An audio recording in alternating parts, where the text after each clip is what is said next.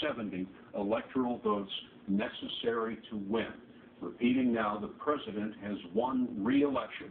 This is the presidential race map as it stands right now. 270 electoral votes needed to win. President Obama has 274. That is it. It is done. This is the scene in Chicago at the president's victory rally. As you can see, quite a large crowd, quite an enthusiastic crowd, having just gotten the news that the president has been elected to another 4-year term. Bob Schieffer, President Obama, despite the state of the economy, has become the first president reelected since FDR with an unemployment rate this high. It's a remarkable victory, and I must say it is a tribute to the strategists on President Obama's campaign team. While Mitt Romney was going out there and talking about the economy and how he was the expert on the economy, they said every hour that we're not talking about the economy and jobs is an hour lost. Well, they were doing that. The Obama team was going into these battleground states and defining Mitt Romney in their own terms.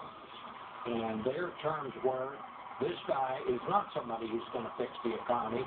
This guy is just trying to keep taxes low for his rich friends, and that is what did it. Now, as we watch the president's campaign rally in Chicago, let me show you now the popular vote as it's being tabulated all across the country. This is interesting. Have a look at the popular vote now. Mitt Romney has 1 million more votes than the president, roughly. This is the popular vote. 40 million votes for Mitt Romney, just under 39 million votes for the president. But the president has won re-election. Now, these votes will continue to be added and tabulated as the night wears on, but at this snapshot in time, Mitt Romney has 1 million more votes than the president, but the president has won in the only tally that matters, and that is the Electoral College vote. And I need to be checked on this, but if memory serves, we have never had a president re-elected who lost the popular vote. Now, George Bush, when he was a candidate, of course, lost the popular vote in the race against Al Gore in 2000. I do not believe we have ever had an incumbent president reelected who also lost the popular vote.